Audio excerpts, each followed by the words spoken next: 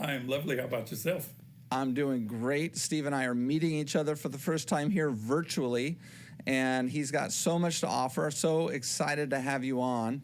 I'm going to start by introducing you to the audience who may not know about you because, you don't have the typical position in the industry, somebody who is maybe an influencer on Instagram who does vibrantly colored hair and all that kind of stuff. You offer something quite a bit different, but extremely valuable. We're going to get into that today. You're the founder and executive director of the Untouchable Apprentice Training and Academy, which combines the job training and education to beauty students pursuing a license. Did I get that right? You got it, yes. Awesome. And then you wrote a book. And I love books because books have so much information in them, and people so often don't take advantage of them, including myself. I mean, I've got my favorite books, but, sometimes I find myself, I love the book. I read it. Let's say I read it 5 years ago, and then 5 years later, I find myself doing things that I'm not supposed to be doing according to the book. So sometimes if I'm particularly diligent, I go back and I reread the book, and then I find that to be just about the best use of my time.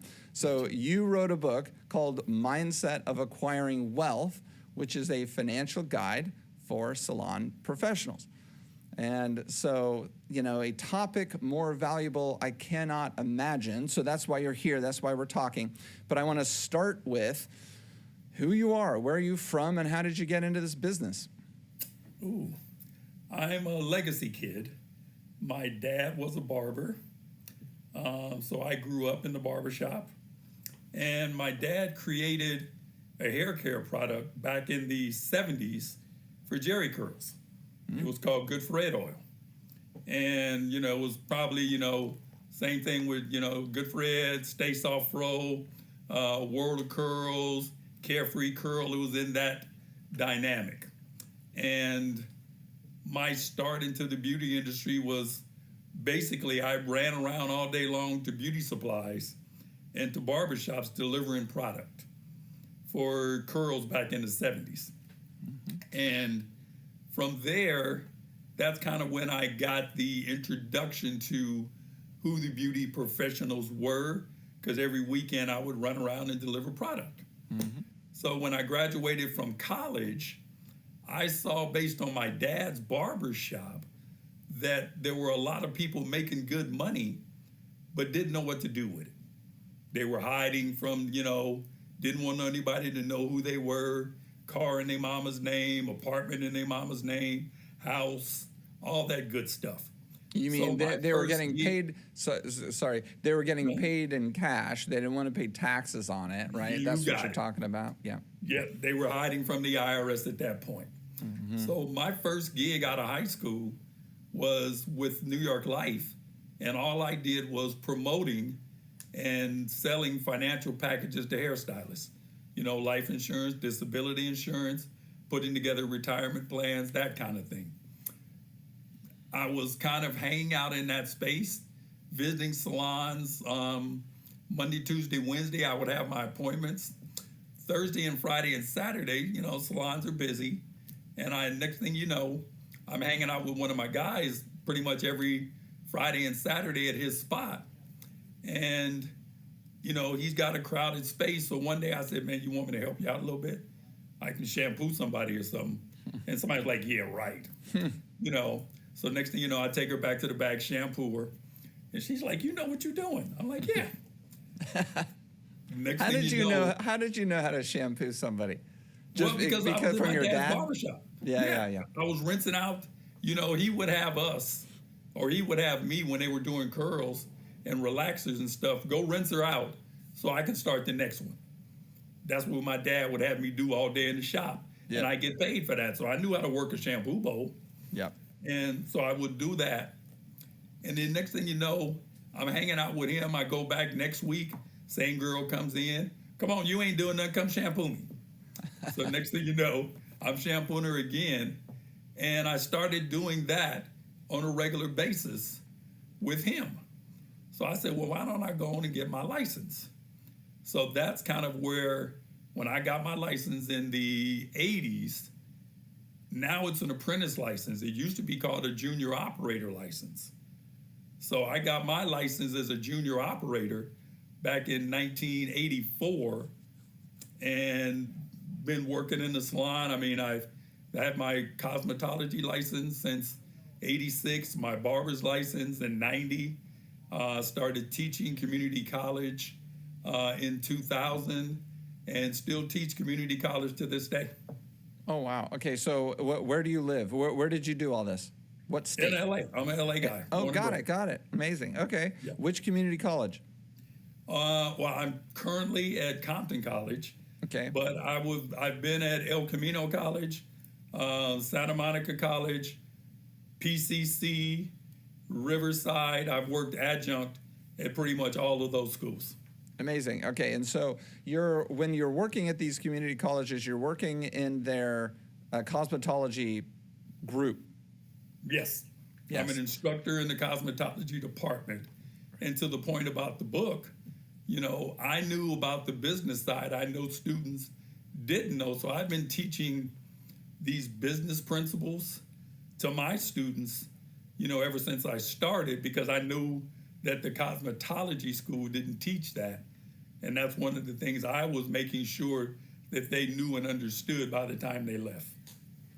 What an interesting path into the industry. You started with the financial aspect with New York Life, and then you became a salon professional yourself, which is super interesting.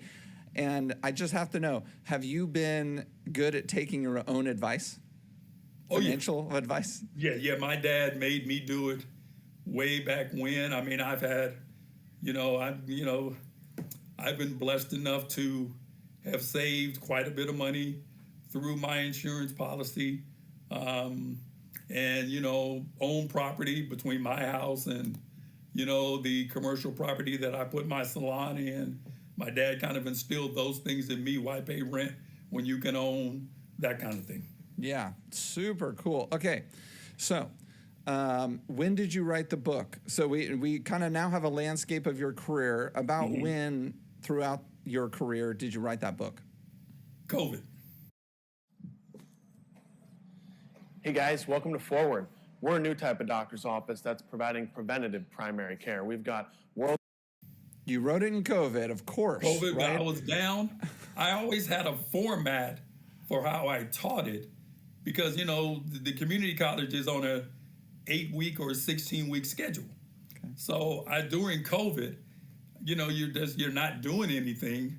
It's like I would come in the morning, tell my class what to do, then let them go, and then we come back and I'm sitting around. So I took all of the things that I was reading and teaching and put that into a book so that I could now really have a structured way of taking my students through it with some information and with some homework and the whole 10 yards. Brilliant. It's called Mindset of Acquiring Wealth. It's available on Amazon. I looked it up, and I believe it's also on Audible. I'm an Audible subscriber. For listeners who don't know what Audible is, Steve is raising his hand. Audible is actually. Do we pay extra for Audible? Is it like $20 a month for Audible, and then you get $20 a month, and you get what, 3 books or something like that? Something like that. Yeah, you get credits every month, and you can use those credits to redeem for books. So it's basically a book or two per, maybe book 2 or 3 per month. The Audible or the audio version of it, which is good for me because I have about a 30-minute drive to work, and I listen either to podcasts or to a newspaper or to a book, to and from. So it's good for me. Your book is available on Audible, which is super cool. I didn't expect that. I just kind of assumed that Audible is like an additional layer of, sophistication that maybe the author needs to go through, an additional expense. Or is it just you write a book and then what, Amazon puts it into Audible? How does that work? No, you have to do it in Audible because you have to go out and hire the person to read it for you, and if you're not going to read it yourself, the whole 10 yards. But to your point, same thing with me. I mean, because I'm always trying to get, motivation and learn some more about business, And for me, if I read a book, it's like I got to read it. I'll read it and then dang, what did that say? And read it again. But if I listen to it, I can listen to it over and over again. And to your point, when I was driving to schools back and forth and this, that, and the other, I could knock out a book in 2 days on an Audible side, but it would take me almost a month to read it. Same. So, I knew that I wanted to create it in Audible because, I know most of the stylists out there, some of them like to read, but giving them an option is a great thing in that regard. And you kind of learn that teaching. Everybody doesn't learn in the same way. So you got to kind of break it up sometimes. Right. So that was great that you invested in the whole Audible component. Yeah. Okay. So as a beginner, as we talk about your book, the first question that I have is, why do so many salon professionals struggle with managing their money? Nobody ever talks to them unless they're lucky enough to have a parent or a mentor. Most people get into this business young and they don't get any financial guidance to what they should do with their money. And that's pretty much every profession. You talk about the beauty profession, you talk about, the NBA, the NFL, all these guys come in out of college, really skilled, and they make a lot of money. And unless they listen to somebody, they just run through it. So, that's the reason why I got it, was to hopefully give some education and some literacy to these young folks who are getting into the business. Isn't it amazing that you can go through the educational system, the standard general educational system, and I'm going to say in the United States, and I think it's in other countries too, but I'm not so sure. But you can go through the educational system with the normal curriculum that we have, grade school, elementary school, high school, and even college, without having one class on personal finance. Not one class. I mean, I remember learning about the Etruscans and, what they did with the so-and-sos and the Persians and the history going back thousands of years. Who cares about that versus what the hell is a credit card and how do you manage it? Right. And what is a mortgage? Right. Or how to rent an apartment? Yeah. Or let's learn about taxes. All the things that every single one of us has to do, regardless of what industry you're in. Not one class is about personal finance. Very true. And, you almost go through that whole, it's a setup kind of thing. They don't want you to know because, they can take advantage of you for a period of time until you figure it out. The credit card companies, you got all this stuff now with, going on with them talking about forgiving college debt because all these students are in debt and don't know why. And, they're trying to pay it off and realizing that all that college stuff at the end of the day didn't help me with my job. And so for me, like I said, it was about the beauty industry because the interesting thing about our business is that our job, as soon as we get it, we're both an employee and an entrepreneur at the same time. We're an employee for ourselves, but we're also an entrepreneur. And being an entrepreneur, even from someone who is, older, is a learning curve, a big learning curve. And so we have no idea about what to do with it. We all want to get into the business and I don't want to work for nobody. I want to work for myself. Well, you don't know what all that means until you get in it. And then you kind of spend 5 or 10 years fumbling through before you figure it out. And you kind of lost I don't say lost, but those main earning years when you really could have been stacking it. Hey guys, Toby Mathis here, and question I get all the time is, how do I make my personal assets invisible?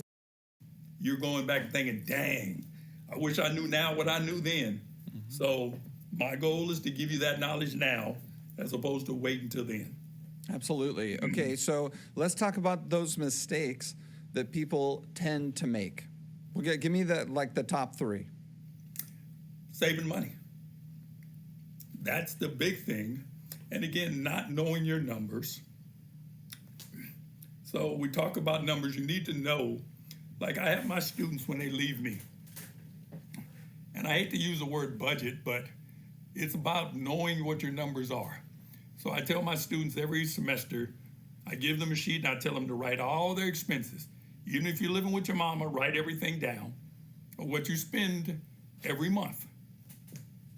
So they write that down. And then I tell them to do a price list of all of the stuff that you're learning now.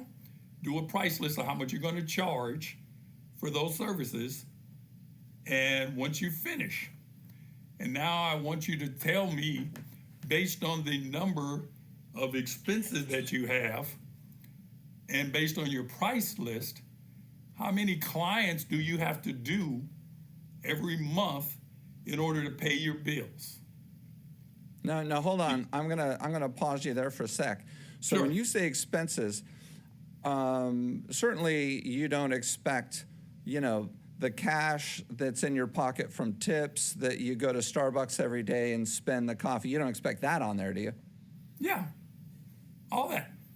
Everything. And we'll get to the tip part, Okay. because I got a plan that I talk about with tips, and your tips can finance the rest of your life if you structure them correctly and be disciplined. But Wow. again, so I tell my students, I say, look, so at the end of the day, you got $1,500 worth of bills: car note, credit card, Starbucks, shopping, going and hanging out with the girls. You spend about $1,500 a month. You're charging, right now you're charging $40 for a wash and blow dry. So how many wash and blow dries do you have to do to make $1,500? And have them do the math. So I say, when you leave here and start to do clients, if you have a good day and make $600 in that one day, you do some colors, some cuts, the whole 10 yards, and you go out with the girls and want to spend, $100 because you had a good day, or you seen this Gucci purse that you like, you want to get that, why are you spending money when you haven't even made enough money to pay your bills yet? You can't start spending money until you at least make the $2,000, because tomorrow somebody may cancel. You don't know that yet. Next week, same thing. Now you're trying to find yourself hustling. So that's kind of what I go through with them, so that they get an understanding of what their numbers are at the end of the day. And then once we move from what the numbers are, we start talking about how and where do you save money.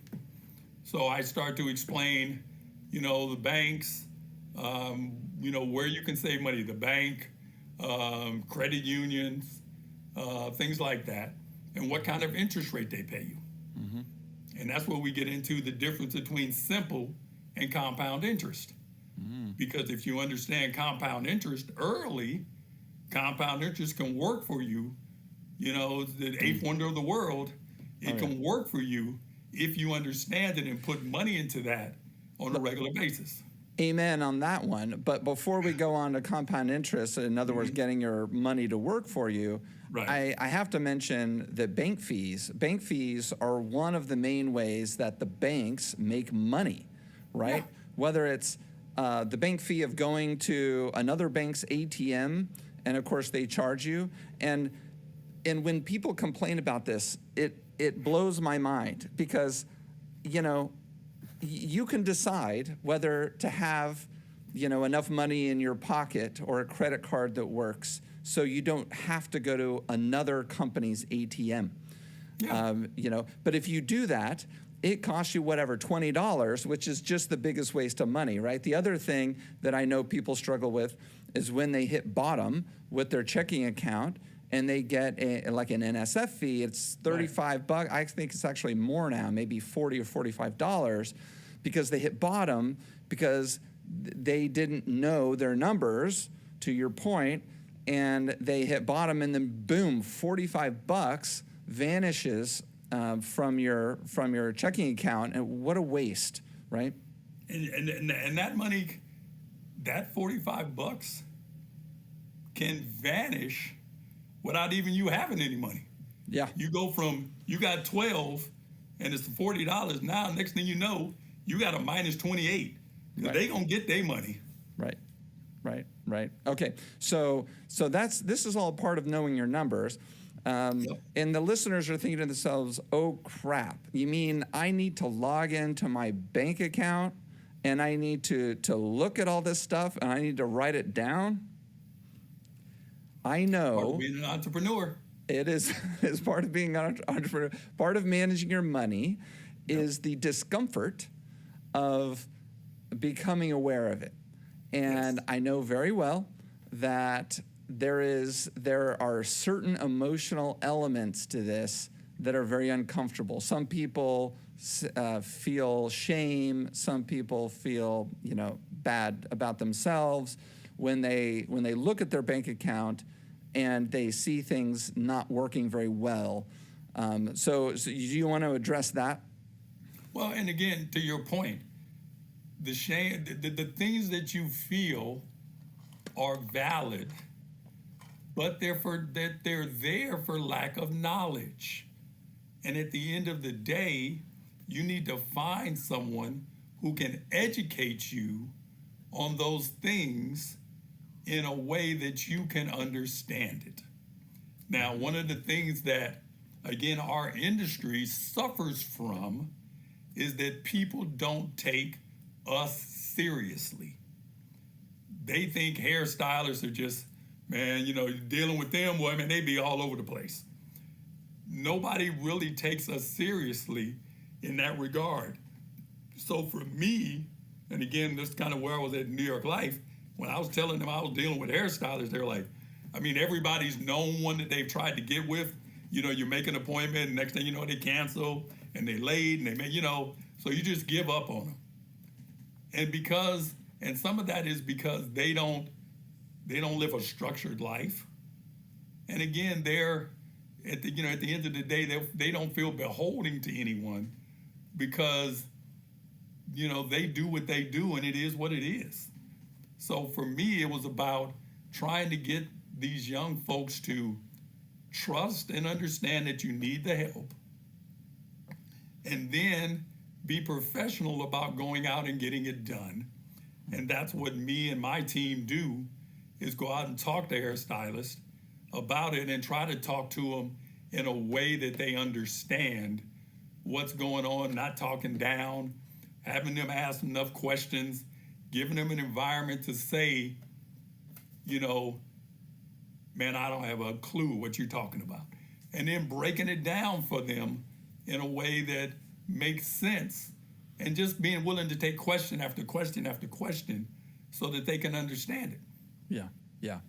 Okay, so we digressed into some larger issues there. I want to go back to your point about the eighth wonder of the world, which is what? Compound interest. Compound interest. Explain, please.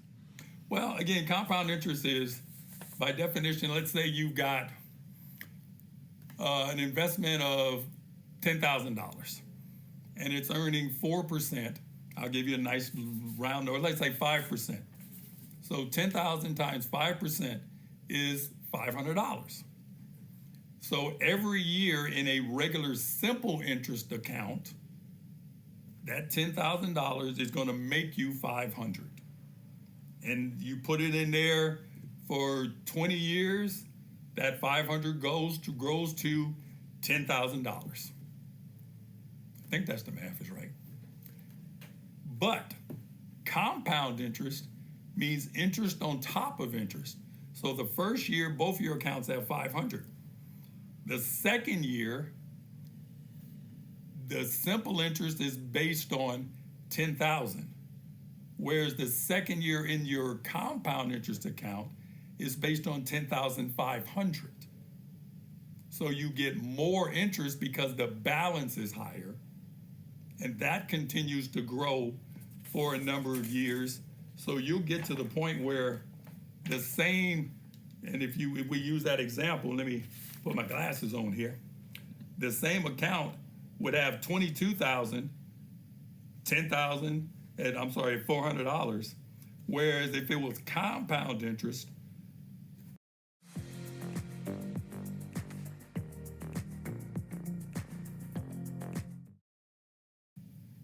you would make another, $15,000. Huge. Just based on the type of account you put it in. You didn't have to do anything else. And at the same time, you didn't even have to contribute anything else. Imagine if you're contributing to it on a regular basis.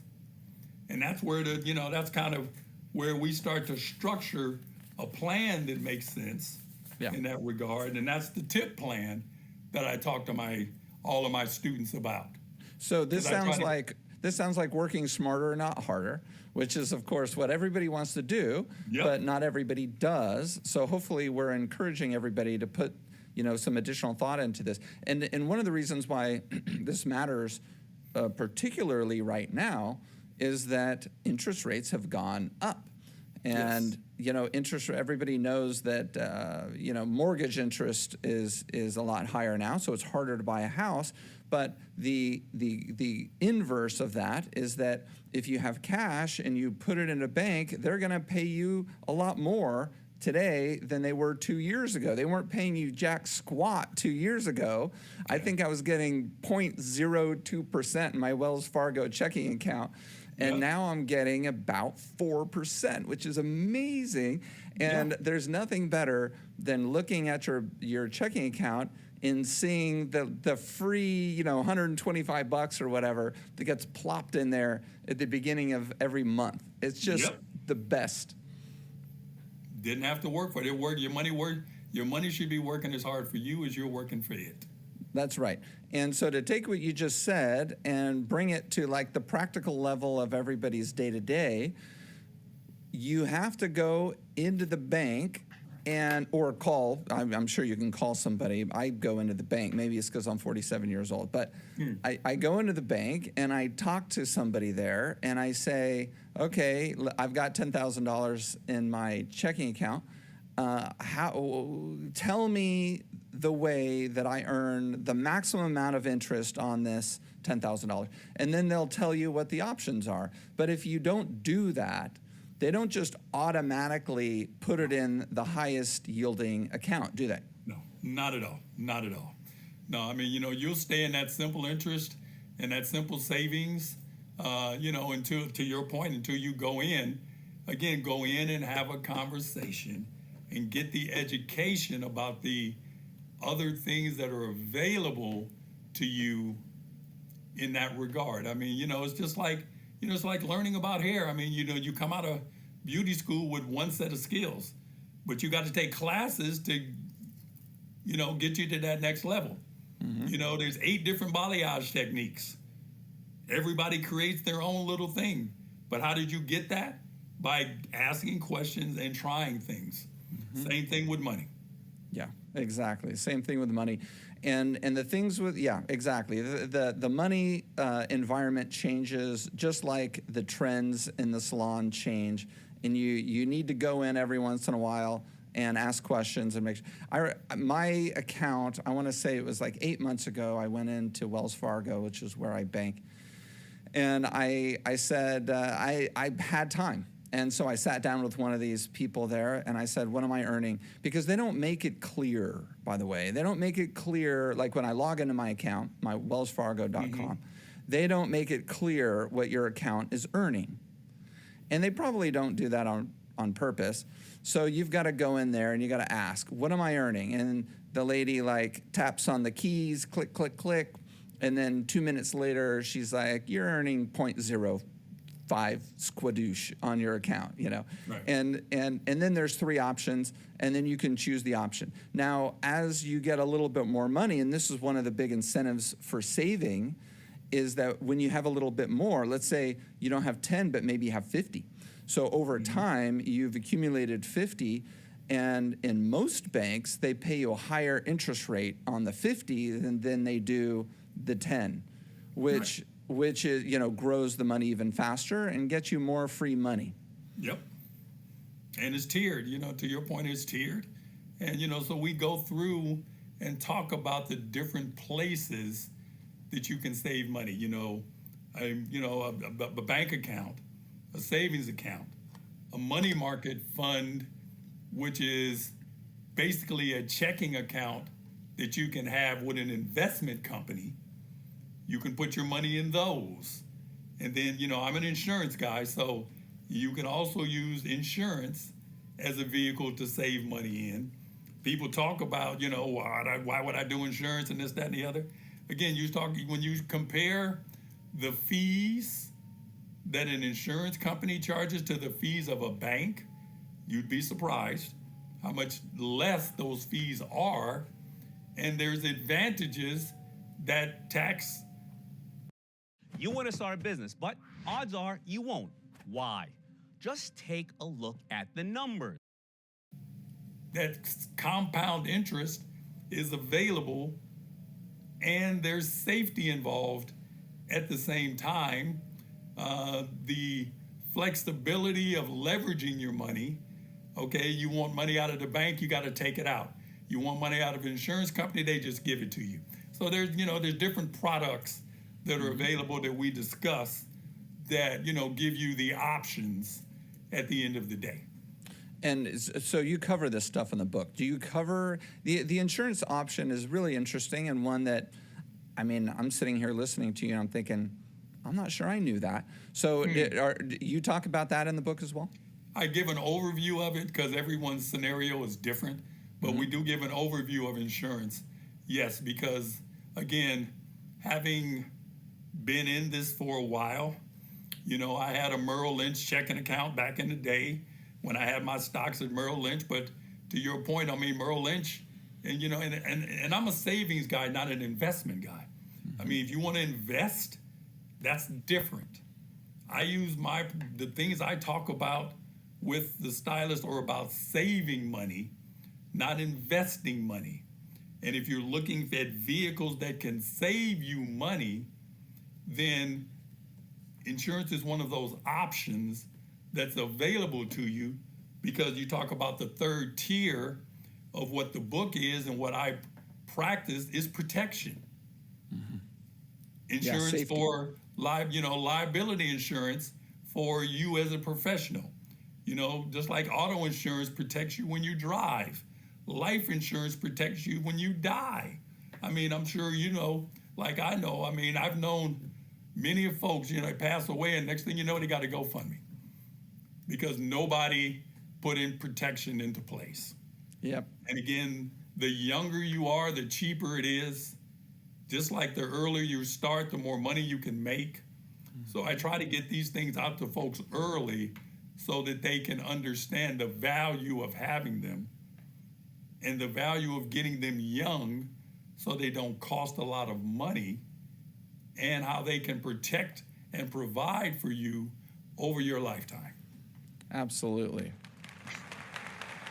They're cheering for you, Steve. All righty. Hey, I got one of those. That's they like thing. that. They like that.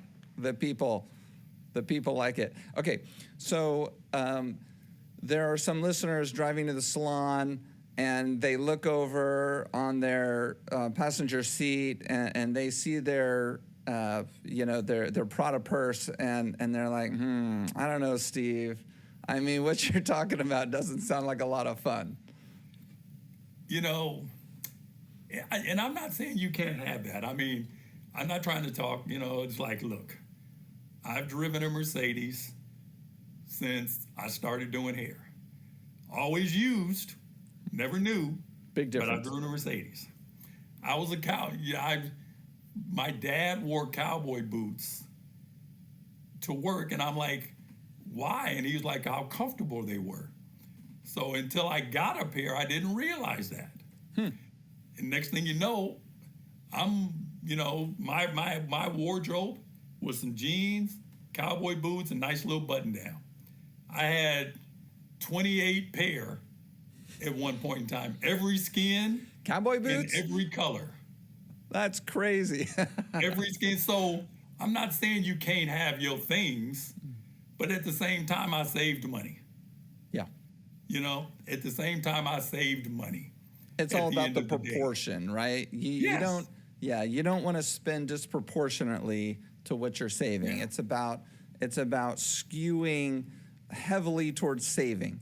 And of course, the loveliness of this whole thing, and the difficulty of this whole conversation is that the better you do earlier, the more that you can buy later. Yeah. And like I said, you've just got to choose. I mean, you can't be a purse girl, a watch girl, a glasses girl, and an outfit girl. You got to be one of the, pick one or two.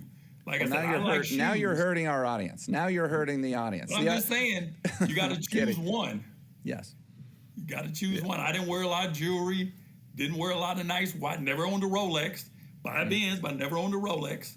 Watches wasn't that big a thing. Jewelry wasn't that big a thing. But my boots, I had boots in every color and every skin, because that was kind of one of the things. I was a fashion guy, so that's kind of what I spent it on. I think the consumer economy right now has enough affordable luxuries that maybe some of the listeners who struggle with this a little more than others, I'm sure there's things that you can pare down, some of those kind of unaffordable luxuries and lean into some of those more affordable luxuries to get yourself, the fun, out of being a consumer without completely blowing your budget. But I don't know. I'm just thinking out loud here. So we were talking about numbers. And I know from my research from your side, you have got, hold on, where did I put it?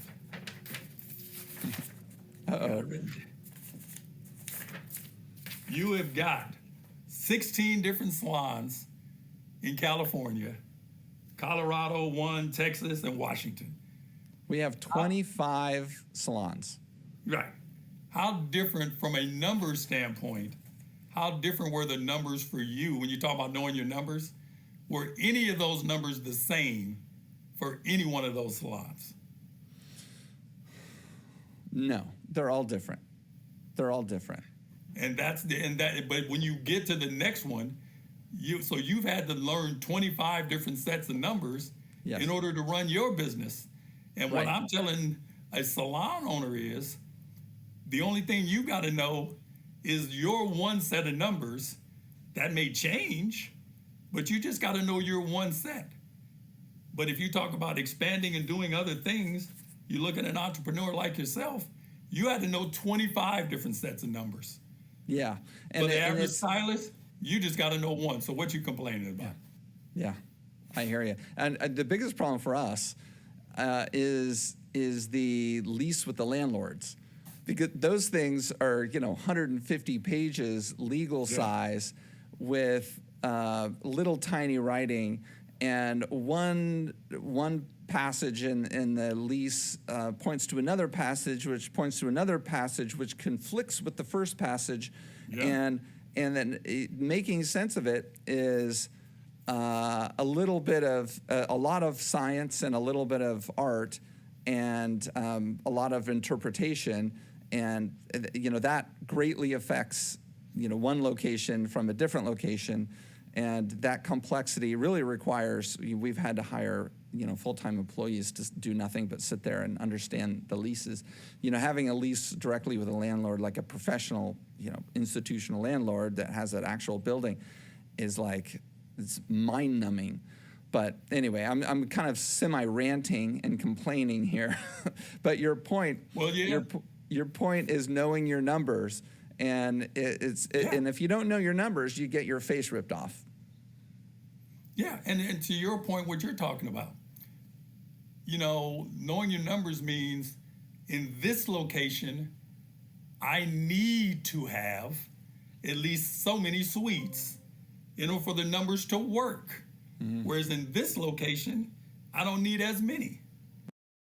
No offense, but if you still think that investing in real estate is the best way to make passive income, I'm sorry.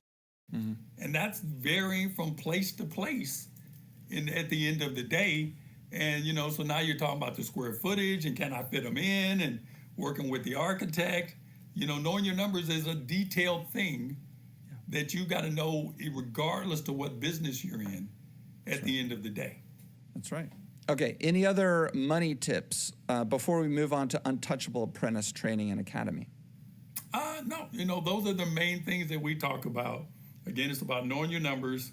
It's about understanding interest, mainly compound interest, and about understanding the protections that are available to you that you need to provide for you and your family to make sure that the whole circle is covered.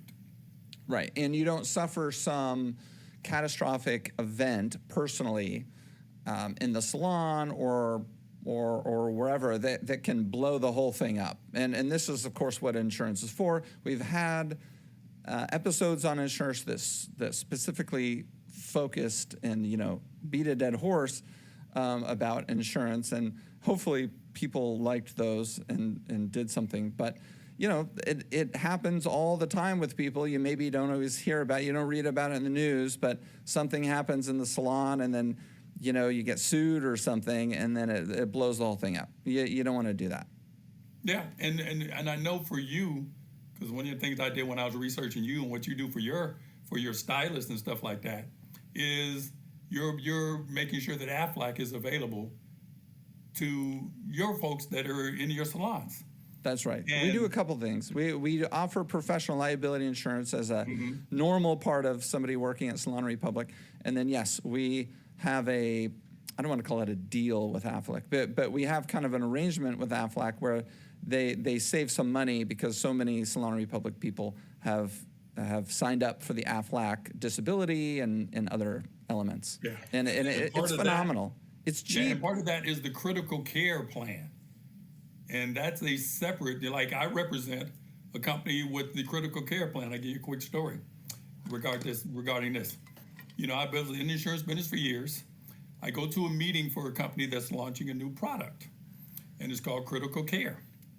And it is a diagnosis plan based on certain illnesses. So if you're ever struck with cancer, heart attack, stroke, ALS, burns, it's like 13 different categories.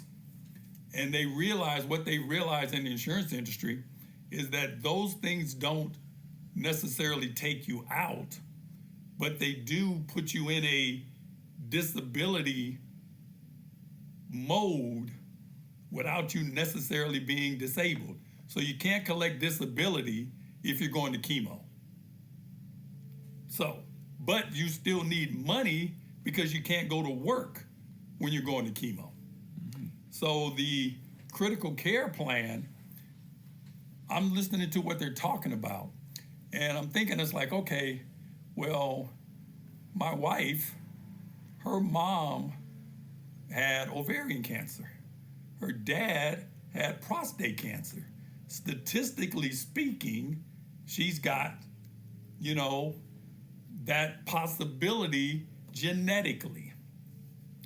So I go home, I say, I'm an insurance guy, so I'm like, okay, let's go on and get one of these. I get it for $50,000, which is what they'll pay based on the diagnosis. 9 months, a little over a year from there, she's doing her checking. She gets breast cancer. We got a check for $50,000. Wow. That way, what did that she cost? can take her time off for about a month and go through the process, have the surgery, put some money in the bank, and not worry about how the bills are going to get paid. Oh, that's tremendous. What an amazing relief emotionally and psychologically. And so what did that cost? For us, we paid, and we got that in, I was 51, she was 46. It was $180 a month for both of us. Oh, for both of you? Okay. Yes, and it pays, and then the next step is, last year, I'm having trouble breathing. So I'd say, something's going on. We go to the ER. I'm diagnosed with congestive heart failure. Oh. Come to find out, I had a mild heart attack. Oh, my God. Got a check for another $50,000. So it's categorized. We've gotten $100,000 out of this thing. And if I, knock on wood, if I ever get cancer, wife has a heart attack, it pays based on categories. And you can use this thing and collect from this thing 4, 5, 6, 7, 8 times. Amazing. based on what happens. And as you get older, it covers Alzheimer's and things like that also. So if you get this while you're young, because I did this for all of my students, you got a girl, I'd get one for my daughter. She's 28 years old. Got one for her. I got her 100,000 as opposed to 50. It's $42 a month. Yeah. So for $42 a month, she'll have that. But hell, it could be 20 years from now that she's diagnosed with anything and she's gonna get a $100,000 check. Right. No brainer. Those are the kind of things from a protection standpoint that we talk about with the stylist. I love it. Fantastic. Okay. Let's talk about your Untouchable Apprentice Training and Academy. Tell us about that. Why did you start it? When did you start it? I started, because I went through junior operator, then I started teaching at the schools. And like most folks, you start to see as an instructor. Mango Mint creates a user-friendly interface so that our customers can book those multiple services. You may enroll 20 people in the fall semester. And next thing you know, through that fall semester, they're dropping off. A lot of people are absent. It's like, what's going on? Why ain't you coming to school? Well, I can't be coming to school every day. I got to work. I'm doing hair at home, this, that, and the other. I got to work and make some money. So I went to the state board to see did they still have that junior operator program. And they had changed it from a junior operator program to an apprentice program. Because when I was there, it was like me directly talking to the state board. Now the apprentice program my program is the intermediary between the state board. So they come to me with their issues, and my company deals with the state board on behalf of you as a student. So the apprentice program allows someone, let's say you got a girlfriend that wants to get their license, but can't go to school 5 days a week, 8 hours a day.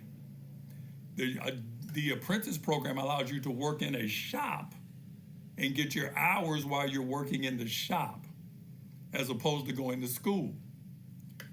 And we can get them licensed in 4 to 6 weeks. So they come to me, they take a health and safety class, which walks them through health and safety, sanitation, and disinfection.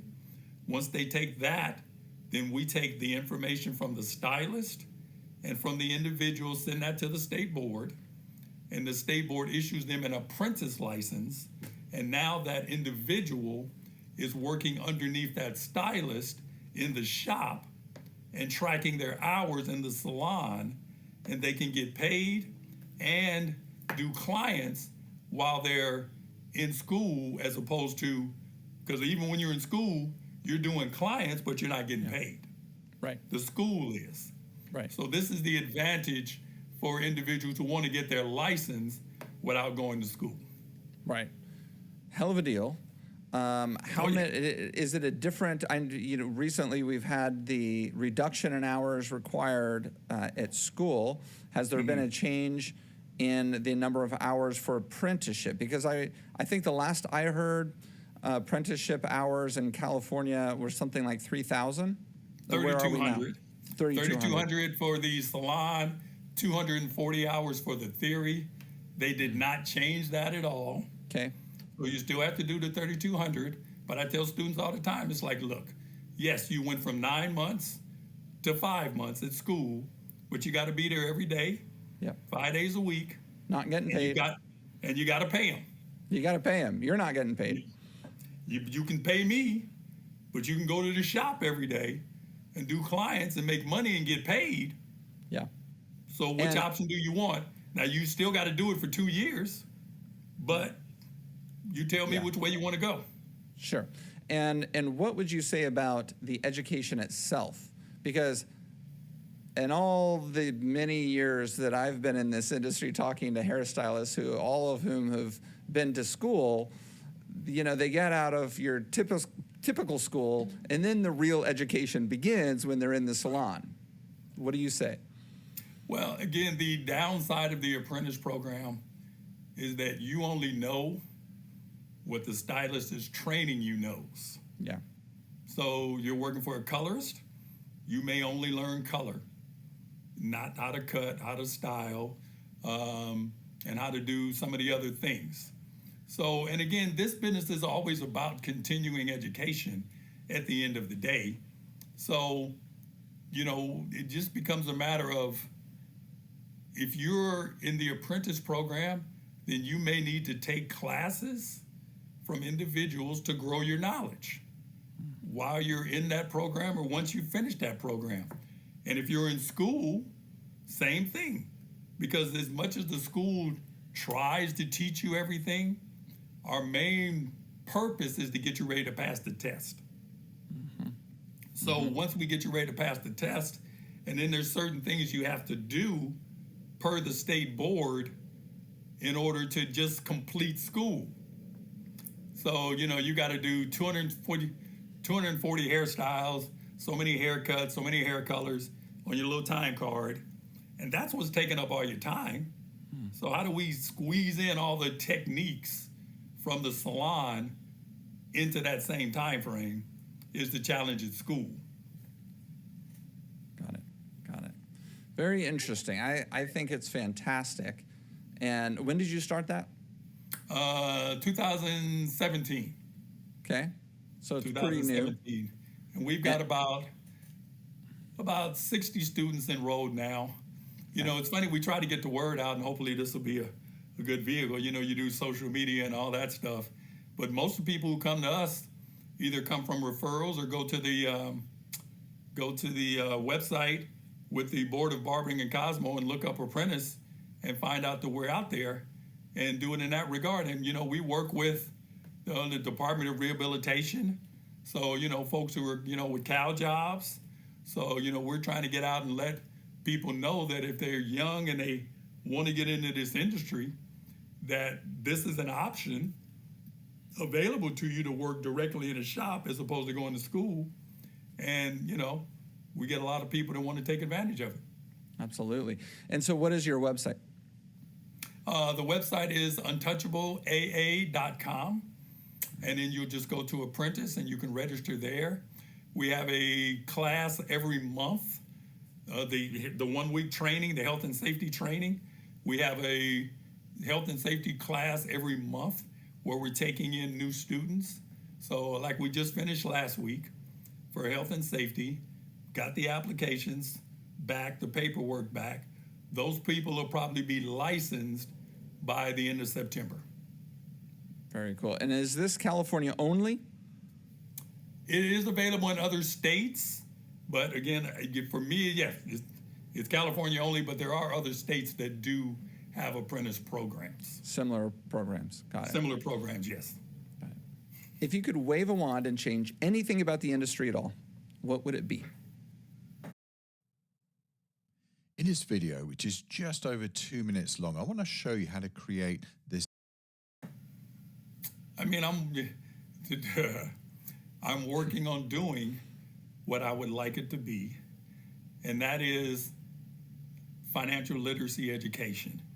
Because again, the skill sets vary. Like I've been teaching a long time. You give me 20 new students, I can point to the 5 or 6 that are going to be in the business in 10 years. You just know. I'm sure you run sweet stuff. Some of them come in, you can tell, they ain't gonna be around long. That kind of thing. You just know. But again, the system needs to change in that regard, and that's what I'm working with my ladies right now, because I've created a class that I do this literacy education for stylists, and the class is available at my website, which is StephenDEllis.com, and you can take the class. But I'm trying to implement this class into my ladies so that they and each teacher can take the framework and explain their scenario through that framework, and at least the students are getting some education at the end of the day, because most instructors don't know how to teach it, but they've been through it. So I'm trying to give them a framework that says, take your experiences now and explain those experiences to your students and your stylist, and hopefully get them in a place now where they leave with education about, at least some education about what finances are and how to make them work for them. Yeah. Do you have any hair horror stories from your days in the salon or in the school? Oh, yeah. Well, I've got the horror stories in the salon were back in the Jerry Curl days when folks didn't tell you that they had color in. Ah, yeah. And, you Henna. put, huh? Henna. Yeah, all that kind of stuff. And you put the color in, and, next thing you know, I've actually seen rollers, wrapped hair falling out in the sink. And then the color part of it is, the thio would change the color. So you come in with a brown and leave with a blonde or an orange, and it's spotty all over the place because of the porosity. So the color would be all crazy in that regard. As far as the students are concerned, we try to help the students to the most part. Most of our students will let you know that the biggest thing about the schools, I think, and the students is those people that come in with unrealistic expectations. Okay. They're bringing you this picture with, highlights and frosted tips and nice haircut. And you come into a school and you want to get all that done for 30, 40 bucks. It's like, come on. And they think, well, you're the teacher, you should help. I am going to help, but the student's going to do the work. Right, that's You're why not it's coming in 30 or here to 40 work bucks. Me. Right. Yeah, if Steve's going to do it, it's going to cost you $300. If the There you student's go. going to do it, it's going to cost you $30. There you go. And I had Yeah. that reputation because some teachers used to do that and show off. Oh, They do everything, and then the students sitting there with their arms crossed is like, okay, do I get to do anything? How can I learn just watching you? yeah. Yeah. Funny. Any Yeah. last words for the community? No, I mean, at the end of the day, we are in, I always say this, people only pay 3 people to touch them: doctors, dentists, and a hairstylist. Those are the 3 that mainly we pay to put hands on us at the end of the day. We see our clients more than anyone else. They will self-medicate at CVS and look up stuff on YouTube before going to a doctor and getting a prescription. But to your point, they will not go into beauty supply and try to do their own hair color or their own haircut. So we are more valuable to our students, to our clients than their doctor or their dentist. I've had clients. If they got a 9 o'clock appointment every Friday, they go to get some blood work done, and the doctor says, okay, come back on Friday at 9 o'clock. They telling their doctor, ooh, can we do it on another day? Because they ain't missing their hair appointment That's right. at the end of the day. But we have to value ourselves like the doctors do, and we don't do that. So that's the main thing I try to talk about is being professional in that way, in that regard, to understanding what your business is. And then the second thing I always want to tell students or talk about the industry is everybody wants to talk about getting in the union to have benefits when they think that's the only way for them to have benefits is to be in the union. Right. In LA, he's talking about the hair and makeup union for the production, the Hollywood Yes. productions, which it's not helping right now, right? No, Because they're on we happen to be to your point. we happen to They be ain't doing nothing. they're striking. Not the hair and makeup union striking, but the writers and I believe the actors union, SAG and AFTRA, are striking right now. And of course, some of the hairstylists who are in the hairstylist and makeup union, they're out of work, right? So Yes. yeah, Can't do no work. That's So, right. and I tell people when it comes to the union, you can be your own union. You don't need that. You can be your own union if you structure your business right. absolutely. And then the last thing I will talk about is that tip plan I was telling you about. So here's the math. You do 5 clients a day. Each client gives you a $5 tip. And you're working 5 days a week. You know his name. He's a pioneer in the fashion industry, creator of a $6 billion. So at the end of the day, that's $5 a day, $25, 5 days a week, $125. At the end of the month, that's $500. If you take that $500, put it in an interest account at 8% compound interest, you over 30 years, you will have invested $180,000. That's what your tips were over that 30 years. Yeah. That $180,000 has grown to $320,000 in that account.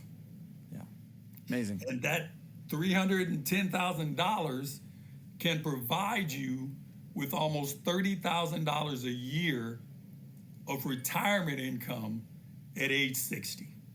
Yeah, And what I try to tell my students is, if you're coming, I know you're in school and you ain't making no money, but if you discipline yourself when you start to put the money you make in your right pocket and your tips in your left pocket, and you discipline yourself early to just save your tips and invest your tips in the right product, you can retire. Again, that scenario means you can retire on your tips with $30,000 a year at age, you're talking age 20, you could be age 50. Age 30, you could be age 60. yeah, For 20 years, if you just did tips. And if you make more tips, then you can make more money. But those are the kind of things that we talk about structurally, individually, that we can do for you to make that happen. absolutely. With virtually no change to your lifestyle. Right? We talking tip money. You didn't have to give up no shoes, Yeah, no purses, no watches. That was just the tip money. yeah, I know. All right. So hopefully you've inspired the listeners to get a little bit better with their money, hopefully a lot better with their money. So And I'm thank here you to so help much. Thank you, and you're doing a great job. And so your book, again, is all this information is in your book. We've just kind of glanced over some of the things. Mindset of Acquiring Wealth, that's on Amazon and even Audible. And your Untouchable Apprentice Training and Academy. And then give us your website one more time, because I'm sure that's the hub for everything. So the personal website is Stephen, STEPHENDEllis.com. And then you go there, you'll see the Beauty Wealth Accelerator. That's the class that you can take that, again, talks about business structure and then goes into the financing pieces to give you a better understanding of where you want to go and what you want to do. And that class comes with one-on-one conversations via Zoom with me to help structure a plan for you and your family. Boom. And that's available across the country. Amazing. Amazing. Okay. Awesome. So thank you so much, Steve. Yep, you guessed it. Another talking head ad where somebody's talking about people making hundreds or even thousands per month using nothing but their computer. Let me guess, it's from selling tchotchkes like this energy crystal here, or maybe even this cool earring, right? On Amazon or... Because marketing is